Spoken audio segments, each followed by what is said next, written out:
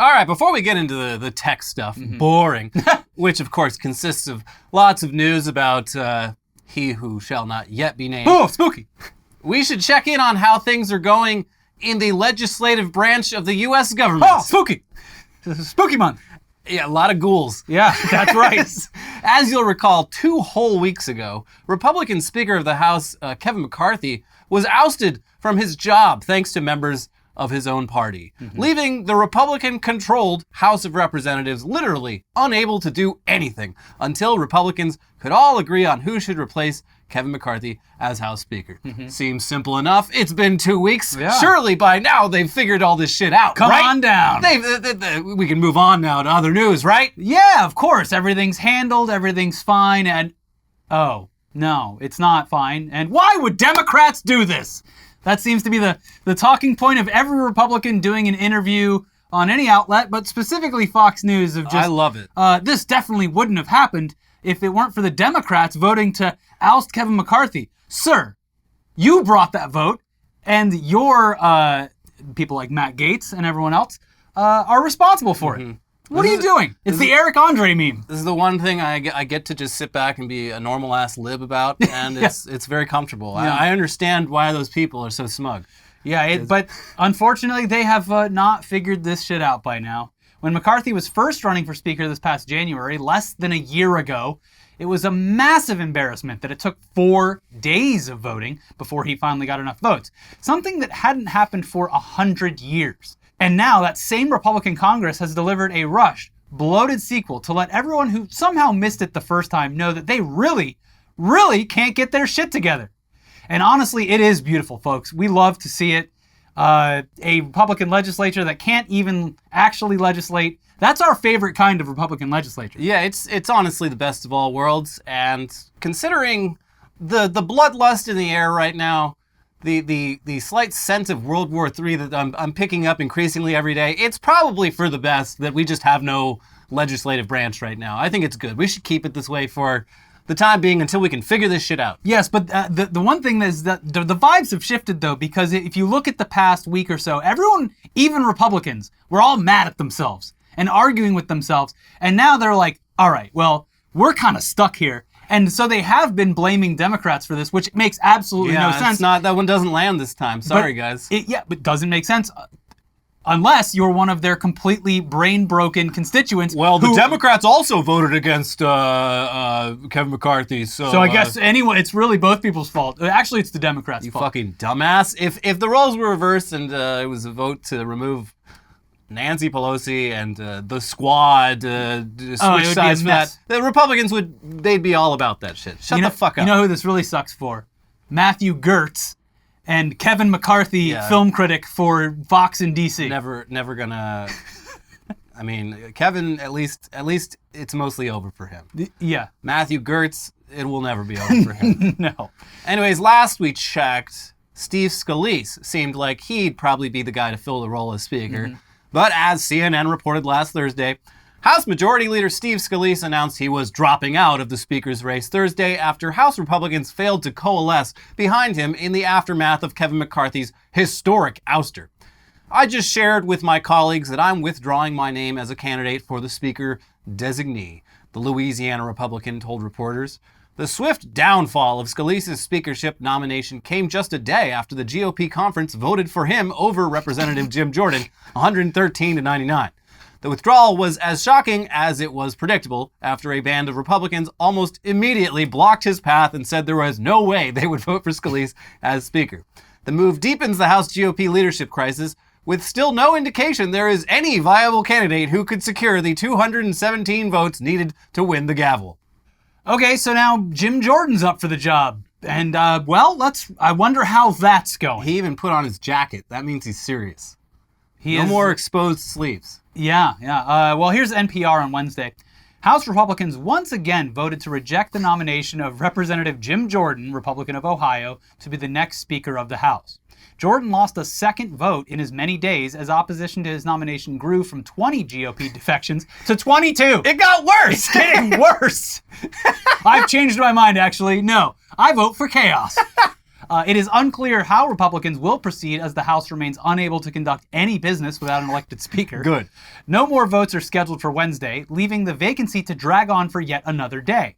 The loss comes after Jordan spent the past 24 hours working behind closed doors to woo skeptics. "We're working on it," Jordan told reporters ahead of the vote, even as it was clear that momentum for his effort to gain the gavel had shifted. After the vote, the House recessed as Republicans figure out the next step. All right, I lost this first vote. Time to go do a little bit of glad handing, a little bit of schmoozing. All right, let's do it again. Wait, how did I get less votes the second time? Who the fuck changed their vote? Did you see the photo of the aides pushing in literal carts of pizza because they're just going to be there arguing the entire time? I mean, they live off arguing. It's their thing. Yeah, that's true. Hopefully this just extends through the end of the year because, they have so many vacations and time off. Yeah. That, if it extends any further, they're going to hit Thanksgiving, they're going to hit the holidays, and, we probably won't have any kind of government operating until January. The original vote of keeping the government open doesn't make sense anymore except for people are actually getting paid. Next Congress comes in 14 months, and, that's really not that long. I think we can just wait till then. Sure. So in the meantime, it looks like some Republicans have simply come to terms with just not having a real Speaker of the House ever again, and have decided to try to introduce a resolution that would just make the temporary Speaker, Patrick McHenry, the guy who slammed the gavel. Yeah, the guy who clearly is really happy about being in this position. Mm-hmm. They want to make him basically be able to just do all the things that an actual Speaker of the House can do, which would solve the problem, I guess. Of course, passing that kind of resolution would require the same amount of votes as it would take to elect a new speaker. So there is no reason at all to assume that vote wouldn't go exactly the same way as the rest of these votes have gone.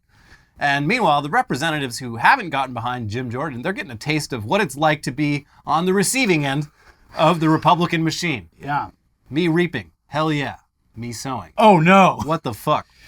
From NPR again. Members who oppose Jordan have also complained about threats and intimidation tactics from Jordan's allies. Those complaints intensified after the second ballot as Jordan vowed to keep fighting. Representative Carlos Jimenez, Republican of Florida, told reporters he had heard reports of robocalls in his district with misinformation, including telling voters he plans to vote for House Minority Leader Hakeem Jeffries, Democrat of New York, to be Speaker. "There's robocalls apparently in my district," Jimenez said. "Somebody is funding this. Robocalls, they're not free." They should call Jacob Wall and see if he's behind it. One more scam. one more before dirty I'm locked trick. up forever. Yeah. Others, like Representative Jen Kiggans, Republican of Virginia, and Kay Granger, Republican of Texas, have talked vaguely of threats and warned Jordan and his allies to back off. Others complained that their staff received phone calls from Fox News host Sean Hannity pressuring them to vote for Jordan. Hannity originally characterized those calls as his attempt as a journalist to ask members questions about their position on the speaker's race. Okay. However, he followed up after the second round of voting with a post on X, formerly known as Twitter, encouraging viewers to call members. The tactics seem to be backfiring. Some members and GOP aides are speculating Jordan will lose more votes as a result of the pressure campaign. For Representative Steve Womack, Republican of Arkansas, the targeting campaign has not helped one iota. I love it. It's wild. He's trying so hard, and he's only moving backwards. Yeah. And none of them have any alternatives to offer. No, none of them have a secondary plan. They keep inventing representatives I've never heard of to maybe come in on the ballot. Yeah, it's beautiful. People are still voting for Steve Scalise even after he officially dropped out. Yeah, it's a protest vote. Yeah, people are throwing all sorts of weird votes out there. Weirdly, no votes for Trump. George Santos. I was getting excited for those. Yeah. A great picture of him and Lauren Boebert was released where they're just mugging for the camera. Also, there's an image that came out, I think it was like yesterday or the day before, where it's Santos, Boebert, and Gates all sitting next to each other, and all of them clearly go to the same Botox or whatever person. All of their, I'm starting a conspiracy right now. All of their eyebrows do the triangle thing in the same spots. It's weird to look at. Yeah, well, you gotta look your best for. One of them's getting a discount for recommending the others to go to this guy. I hope so. Yeah. Anyway, that's a shame, but I'm sure they'll figure. A real shame. I'm sure they'll figure it out eventually. Yeah. Take your time. But now let's move on to the tech news, featuring, of course, you guessed it, he who will now be named Elon Musk. Whoa! The spirit of bad business decisions has entered the video. Friend, Yep. can you spare $1? Oh, please. $1.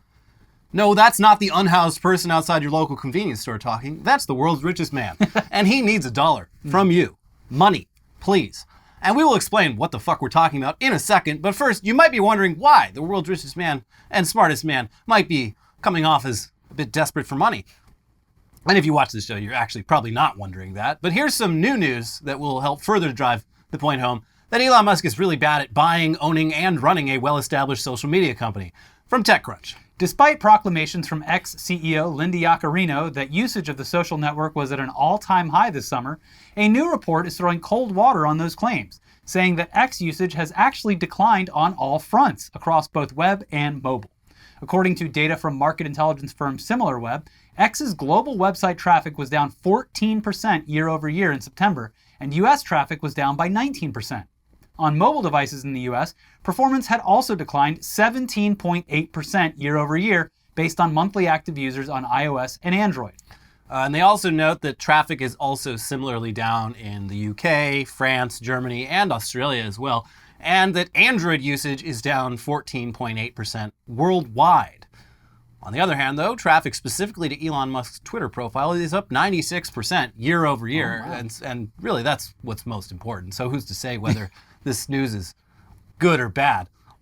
Also, I don't know if they factored this in, but the year-over-year change overall, obviously, it probably wouldn't take into account the fact that for about 2 months, end of last year, beginning of this year, people were just going on Twitter just to see like what was happening. Yeah, let me check this out. Yeah. Rubbernecking the demise of the website. Yeah, that was a sort of or it was a fluke. It was an outlier. And so if you remove that, it's probably doing even worse than they say it is. Yeah, well, despite his claims that he is solving this bot problem, which is, we'll get to, but the reason why he's asking for $1. $1. Despite that, even weirder is that all of the new bots seem to have the X logo as their profile picture. I haven't seen those Very yet. Strange. I still only get Rosie. Oh, two eyes. The porn box? Yeah, I've blocked probably 1,000 Rosies at this point. And she's back every day like a ghost. Demonstrably worse as far as spam and bots go. And now they're, I don't think they did this before, or maybe I just started noticing it. Now they're doing likes. So like, I'll see it in my notifications of like stuff I posted like a long time ago. We'll get a like. I'm like, weird, who liked that? And I was okay, it's a porn bot. It's a pornography bot. And I started noticing it more and more. I'm like, okay, they're liking everything I post. Like sometimes seconds after I post it. Well, that makes the users that love Elon Musk and post the most horrific content you've ever seen feel as though they are getting something out of their financial contribution. They are clearly a lot of attractive women in their area have sexual desire for them. So that's pretty cool. The oldest trick in the book. Who says paying $8 a month can't get you some perks? Now, I do want to remind everyone as we get into the $1 conversation, the $7 or $8 or whatever it was, $12, who knows at this point. Just give him whatever you got. The monthly fee that his biggest fans have been paying for the past 8 months or so, that was supposed to stop the bot problem. Remember? Remember how that was? Well, first it was just him taking over the platform and pulling some wires around. But then it was like, oh, we got a new way to stop the bots. We're just going to charge everyone. And now they're I think that idea was incumbent on everyone paying $8. Yeah. Something that was never, ever going to happen, but which he, I guess, was convinced would. Yeah. But regardless, it's almost entirely bad news for Twitter unless you are Elon Musk and the only thing you care about is your follower count. Yeah. And you don't care whether or not those are real people. I mean, that is the most important metric. Yeah. Attention. In the world, yeah. So, about that $1, though. How about that $1? Let's see. Come on. $1. I know you're good for it. Wallet inspector. Just need $1 to prove that's a real wallet. Just one. Come on, please. I don't need it, but it would really mean a lot to me. Just as a friend. Elon Musk. Come on. Just $1, please. But let's let Gizmodo explain this nonsense. X, formerly called Twitter, launched its Not a Bot beta Tuesday, which charges new accounts a $1 annual fee to tweet and retweet. The initial test applies to new accounts created in New Zealand and the Philippines. fuck you in particular, Yeah. to allegedly combat bots and scammers on X, the company said on its Help Center page. The Not a Bot test will not apply to existing accounts, X said, but those who are creating an account will receive a subscription prompt after signing up, asking them to pay the fee, but will also allow them to opt out. If a user does not agree to pay for the subscription, they will only be able to access read-only content, which allows them to read posts, watch videos, and follow accounts. If they agree to pay for the subscription, new users will be able to post content, like and reply to posts, bookmark posts, and repost and quote posts from other accounts. And all you gotta pay is $1 to do these amazing things that I heard that the explanation were previously free. The explanation for the Philippines and New Zealand in particular is where a lot of like VPN is hosted. So he's getting data being like, wow, lots of activity coming out of here that doesn't mesh with actual accounts. Interesting. But either way, how would this? Either way, it's when the entire basis of your platform is people creating content, and you take the ability for them to create content away, what do you have left? Except for $1 from a couple million people. Which, by the way, even if everyone paid this $1, is not enough to offset the amount of losses they've taken on ad sales. Yeah. Also, it's more than a couple million people. I mean, the Philippines is well, what I'm saying heavily populated. I'm talking about people who will actually pay the $1. Oh, well, yeah. So no one. Yeah, that's the point I'm making. But yes, masterful gambit, Mr. Musk. Just like everything else, I'm sure that this will work exactly as planned and have no issues, and also bring you guys well into the black. We're going to Mars! What year is it? We should have been there by now. Clearly, anyone who had not until this point signed up for Twitter, a platform that has been around since 2006, was merely waiting these past 17 years for the opportunity to pay money in order to do so. Well, clearly this is not a premium platform. If it's free, I'll wait until it charges me. Oh, $1 you say? I'll gladly pay you $1 tomorrow for a Twitter account today. Finally, I can use my Twitter monocular. So yes, this is obviously, it's a great way to keep growing that user base. And most importantly, a great way to cut down on all those bots, which definitely haven't increased tenfold since you took over, and definitely don't now appear under every single post on the website, and also seem to be completely fine with paying the $7 or $8 to exist. So in some cases, yeah. $1 seems like a pretty cheap way for a lot of people to create accounts that seem legitimate. Right. Yeah. Scammers famously, they've set up these giant bot operations to make less than $1 a year. So charging them $1, they're like, well, it's just not financially worthwhile anymore. Shut it down. It's literally a spam tax. Like, all right, you can do whatever you want. Just give me $1. It is. Just $1. That's all I'm asking. Come on. The people running these scam bots will surely be deterred by having to pay a single $1 once a year, while the rest of us, just out of spite, will not be doing that if and when it comes to America, because this is just a test. Yeah, absolutely. No fucking way. Nope. And not even just on principle, I do not trust my financial information with this company that is being held together by tape. Yes. Do not hand over your financial information to Elon Musk. Don't do it. And most importantly, this decision will surely increase traffic, as evidenced by all the people quote tweeting the announcement post with information on how to find them on other platforms like Blue Sky and Threads. So how about that $1? Come on, $1. He's waiting. Also, we're both on Threads and Blue Sky, so.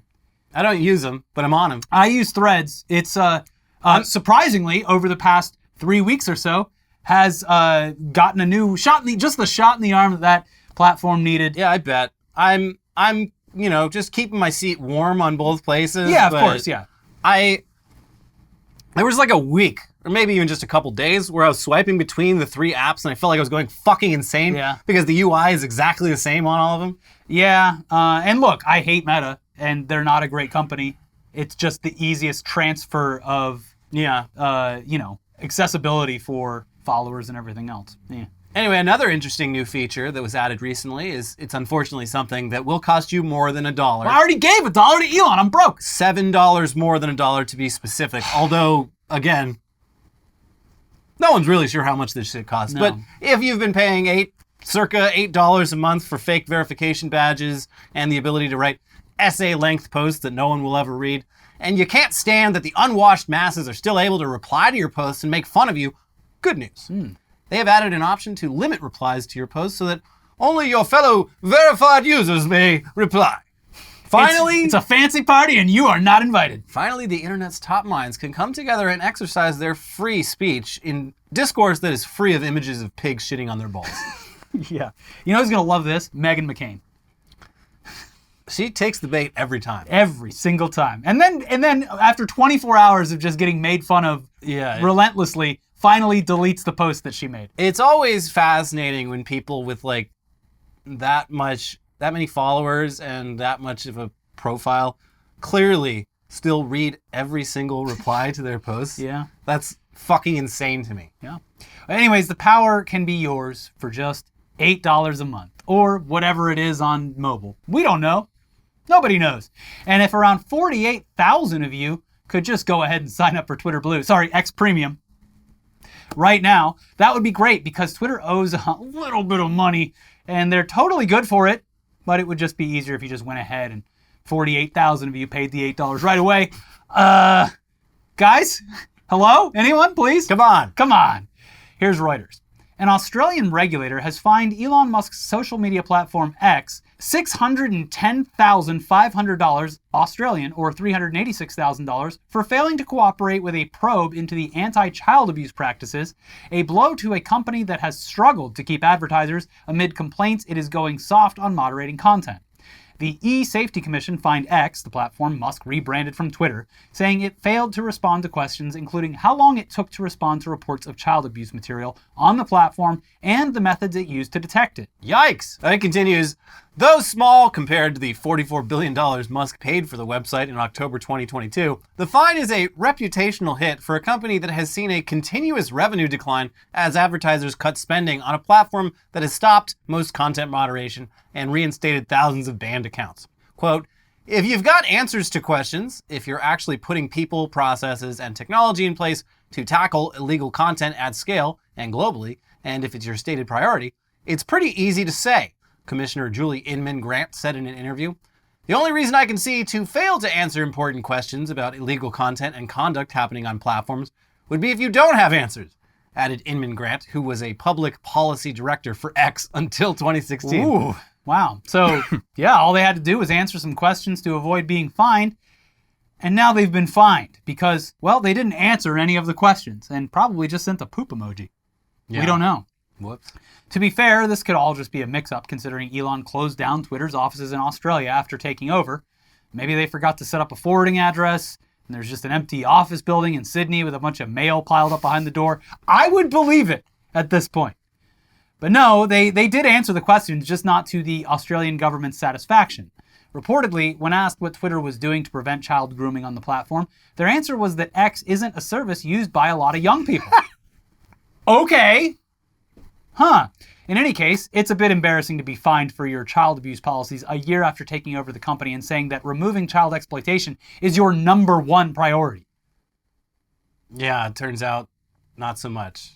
Yeah. In fact, if he likes you enough, he'll let you post back on the platform. CSAM once. Everybody gets one. And then right back on the platform. Free speech, baby.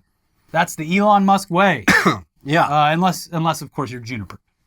In which case, the speech is... Luckily, there is now a bot. Yes, a bot that has studied millions of tweets of been Juniper's. Trained on all of Juniper's posts to simulate what it would be like if Juniper had created a new account after being banned. It's the only good bot, the puddin' person bot. It's, what an achievement. Yeah.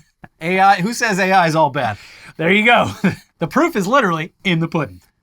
That's good. Anyways, in other news about Elon Musk and how he's doing great, you do got to remember, he owns multiple companies, and all of them are doing great. They're fantastic. Every single one. Yeah. For example, here's some news about SpaceX that is very exciting news for every living being on Earth via The Week. You could be hit by a falling satellite, according to a congressional report by the Federal Aviation Administration. Please, FAA. I'm begging you. Elon, do it. The report alleged that by 2035, large satellite networks like SpaceX's Starlink could fall to the Earth and cause one person on the planet to be injured or killed every 2 years. Satellites like Starlink are meant to fall and burn up in Earth's atmosphere at the end of their service. However, some pieces of satellite debris may not burn up and instead fall to the planet's surface, posing a risk of injury. Who's going to be that lucky 1 to 2 people every 1 to 2 years? I don't know, but what a way to go. Yeah. Dying because of Elon's space trash. So, I mean, yeah, that's very exciting stuff. Can't wait to be randomly killed when one of Elon's satellites falls on my head. It would be an honor and a privilege. Yeah. Also, like, it is funny, just the general perception of Elon Musk in just the past year is making even regular folks, people who don't pay attention to the news at all, question why this guy in particular is the one that is able to work with NASA to launch things into space. Yeah, there was... And whether or not what he's launching into space is exactly what he says it is. Yeah. I mean, Starlink... the worst thing about Starlink is it's just like 1 million satellites all blocked. Like, astronomers can't see shit anymore. Yeah. Supposedly they're making that better, but it's still just like, there's so much shit flying around up there. I don't know. Yeah. But yeah, it is interesting. I think it was like the r/EV subreddit had a post recently, like, what changed your mind about Tesla? And it was all these fucking normal people just being like, yeah, once Elon started like talking I don't want to too much, associate, like, yeah. I'm just like, I was really interested. I pre-ordered like the car, and then he just kept posting, and I'm like, now buying this would be like a political statement, and I think, and there's like 10 other fucking options on the market that are better or as good. Before we filmed this was Tesla's earnings, and they fell short of their even somewhat low estimated. Great time to buy. Yeah, and they promise all the Cybertrucks, they're getting sent out end of November. So end of November. That's funny. What was it before? It was end of September originally. Don't worry. Look under the tree. There's going to be a Cybertruck with a bow on it. I mean, even like the fucking video game companies, when they delay something a bunch of times, they don't just like say, it'll probably come out, I don't know, end of September, and then that comes and goes, and they're like, all right, so like we've always said, end of November. Yeah. And then we'll see. But yeah, it's very interesting for a highly anticipated vehicle to just be... No one fucking knows when it's coming out. Like, there's footage of people seeing them on the roads, and again, the most hideous thing you've ever seen driving down the road. And the turning radius looks garbage. Yeah, it's got a bad turning radius. Also, the craziest thing for me is I hadn't thought of this, but like the truck bed is so fucking tiny. Like, I'm pretty sure I can fit more shit in the back of my fucking Subaru than you can fit in a Cybertruck, and my car is probably half the size of that fucking thing. Yeah. It, like, the Ford Maverick, like the tiny eco truck, I think has a bigger bed than the Cybertruck. I would like to see if they could even roll that ATV they invented into the back of the one that, after all the changes that have been made to it. I mean, was the ATV Also, where's real? the ATV? I think... Can't be that hard to make an ATV. The ATV's been, like, erased from collective memory the way, like, Leon Trotsky was erased from his portraits next to Stalin. Uh-huh. Well, Anyways, that's it for the Musk news, but we've got plenty more news coming up. First, though, this episode is sponsored by Masterclass. The new Scorsese movie's coming out this weekend, and I'm pretty damn excited. So I figured, what better time than now to check out Martin Scorsese's filmmaking class.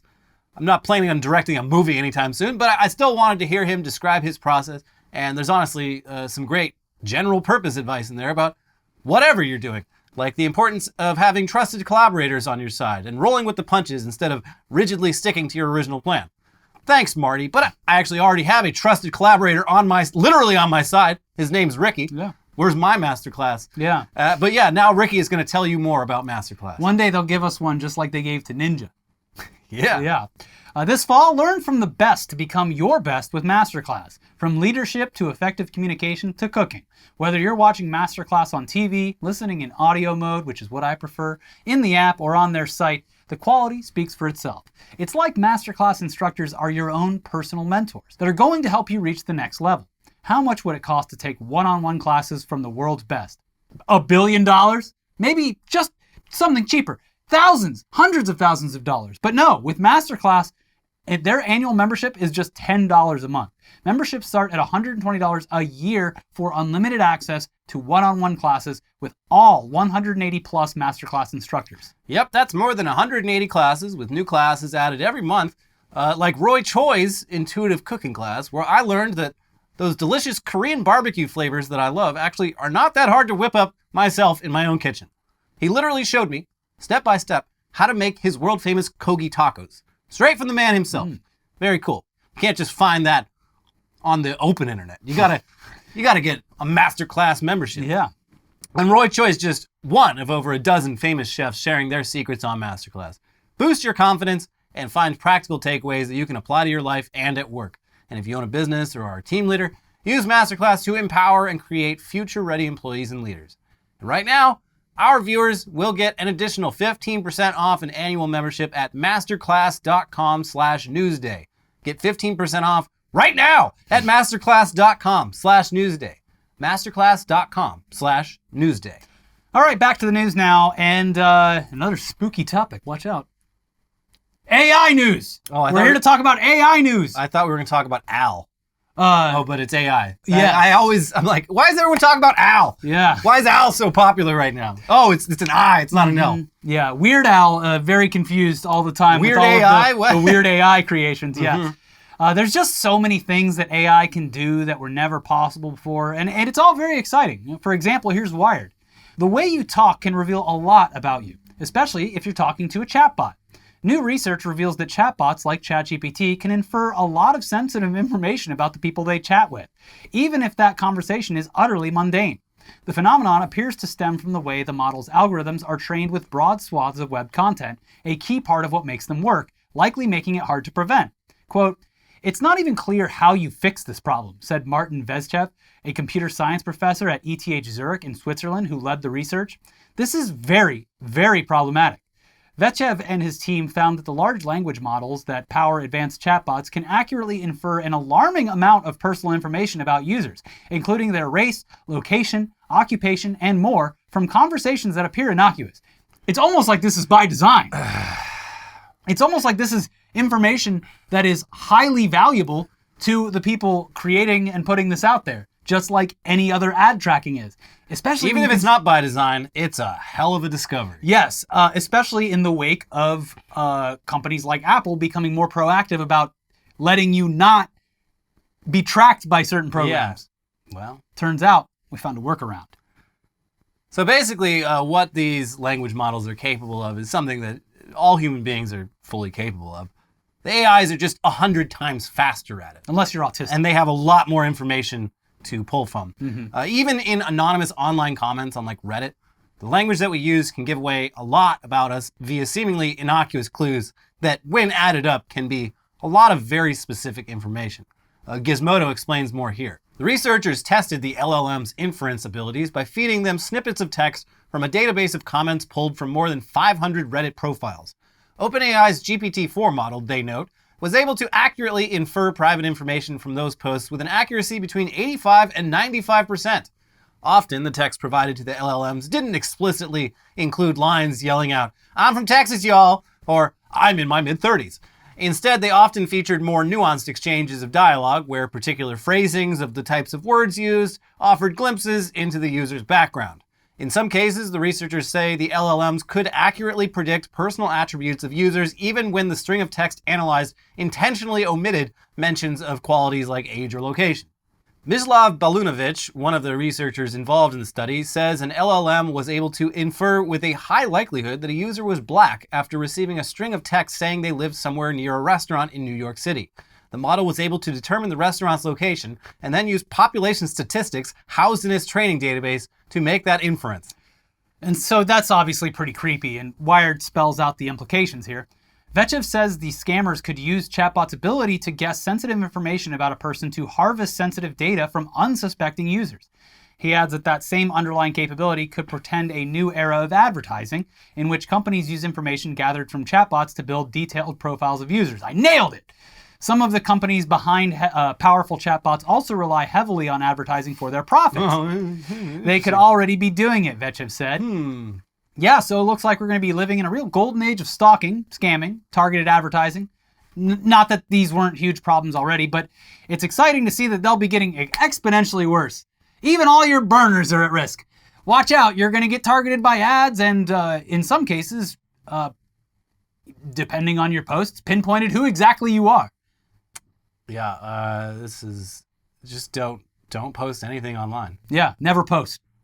I do, something that does inspire me is how many people on Instagram have their shit privated by default. Mm-hmm.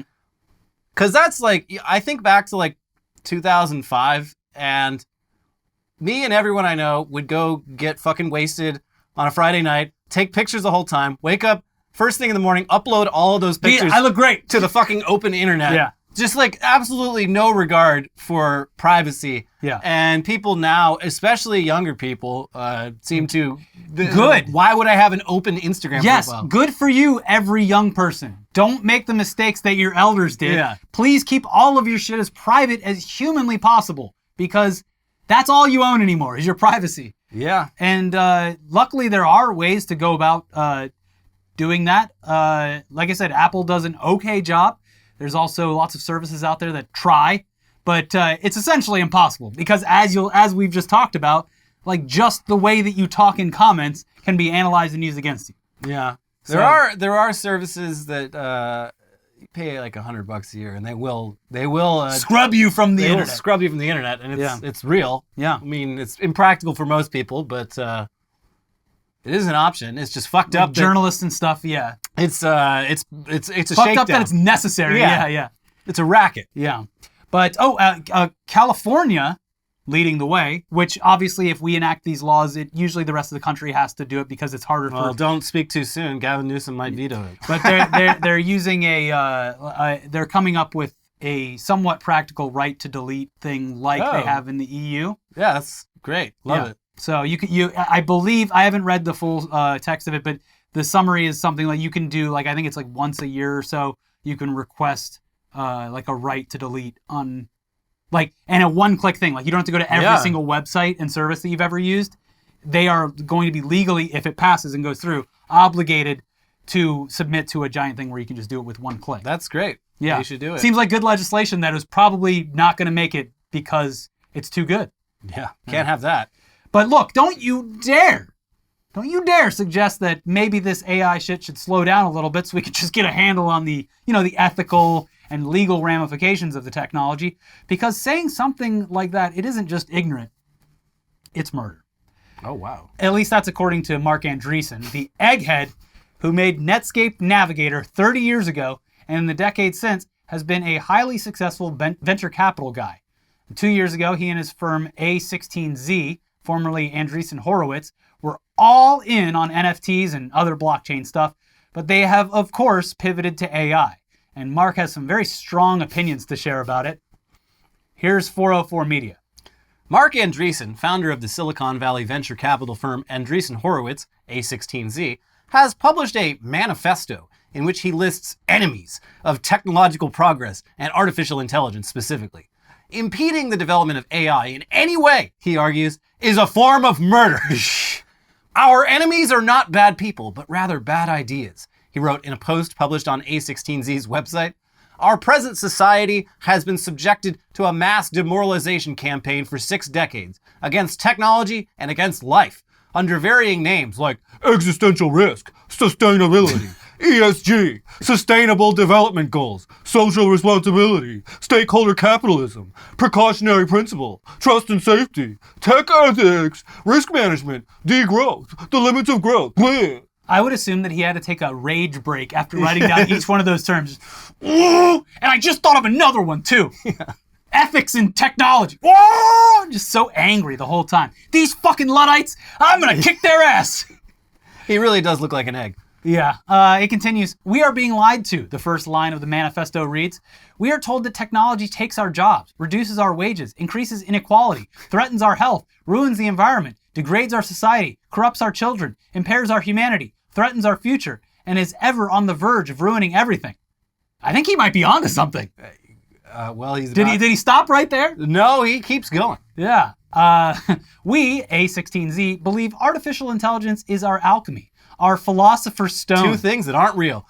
We are literally making sand think. No, you're not. He says, we believe any deceleration of AI will cost lives. Deaths that were preventable by the AI that was prevented from existing is a form of murder. This guy is a psychopath.